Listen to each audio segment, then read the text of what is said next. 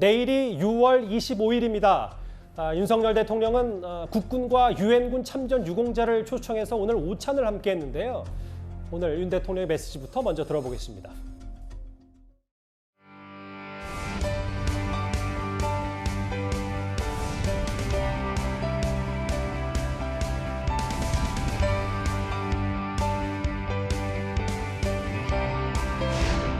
참전 용사 여러분, 지난 화요일에 대한민국은 우리 자체 기술로 누리호 발사에 성공했고 우주로 가는 길을 열었습니다. 여러분이 계시지 않았더라면 이 같은 영광은 없었을 것입니다. 여러분들이 바로 대한민국의 오늘을 있게 한 영웅이십니다. 다시 한번 보훈 행보입니다. 윤 대통령. 지난 9일 17일에 이어서 오늘 참정용사, 국군과 유엔군 참정용사 영화 초청 오찬을 함께 했는데요. 구자영 차장. 네.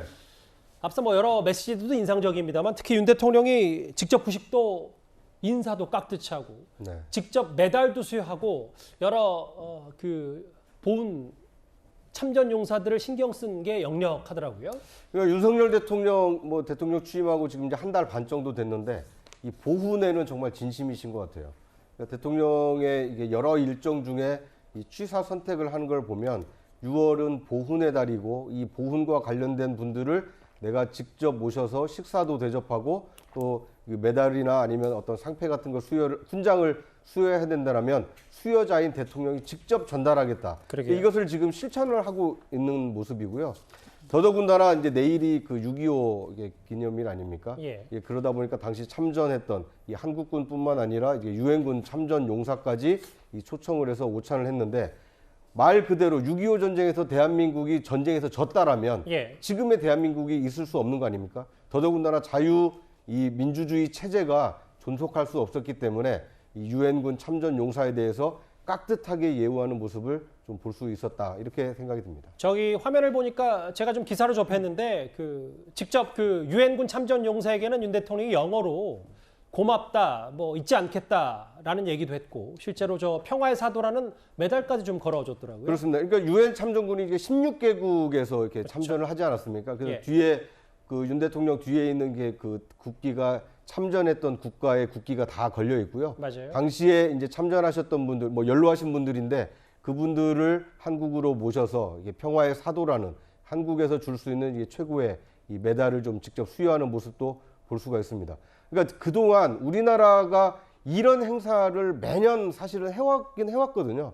그런데 국방부 장관이 이렇게 대신 메달을 수여하거나 아니면 어떤 이제 오찬을 하거나 했었는데 이번의 경우에는 이 대통령이 직접 메달도 수여하고 오찬을 함께하는 모습을 볼 수 있어서 그만큼 감사의 뜻을 최고의 예우를 갖춰서 하고 있다. 이렇게 볼 수 있을 것 같습니다. 지금 저도 여기서 봤는데 마스크에도 저번에 한미 정상회담 때 태극기와 성조기가 박힌 마스크를 윤 대통령이 직접 썼었는데 저기 보니까 유엔과 태극기가 박혀 있는 마스크를 또 오늘 보훈 행보에 맞게 또 많이 대우를 하기 위해서 신경을 좀 쓴 것 같습니다. 네. 그러니까 정부 예산 말고도요. 예. 우리나라에서 이 국방부나 아니면 다른 민간 기업에서 후원을 받아가지고 16개국 참전 용사의 후손들에게 이 장학금을 주는 제도가 있습니다. 예. 그러니까 역대 국방부 장관을 역임한 분들이 이제 그런 재단의 이사장을 맡아서 이런 행사를 하고 있는데요. 그러니까 국가 예산만으로 하기는 어렵기 때문에 알겠습니다. 이 민간에서도 많이 참여하면 어떨까 하는 생각이 듭니다.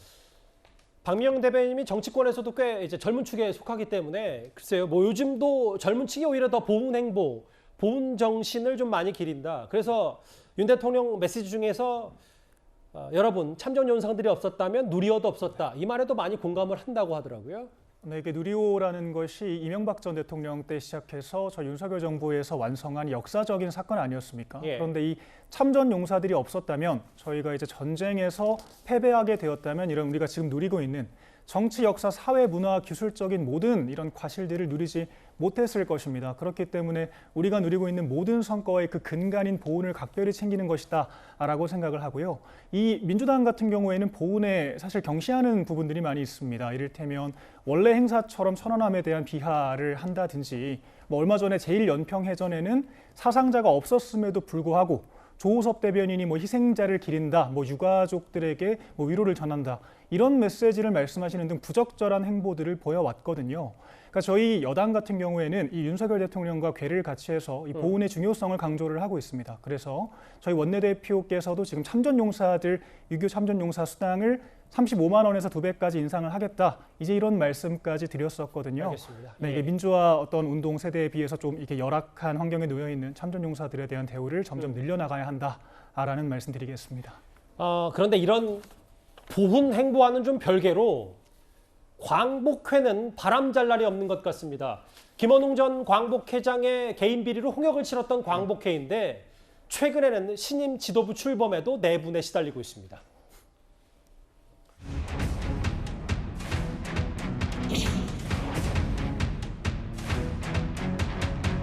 해방된 지 70년 만에 70여만 년 만에 독립유공자와 후손들에 대한 예우, 대우 여기에 대해서 이렇게 진솔하고 특별한 관심을 갖고 이런 계획을 세워주신 것에 대해서 이제는 세상이 많이 변했구나 하는 그런 감회를 느낍니다.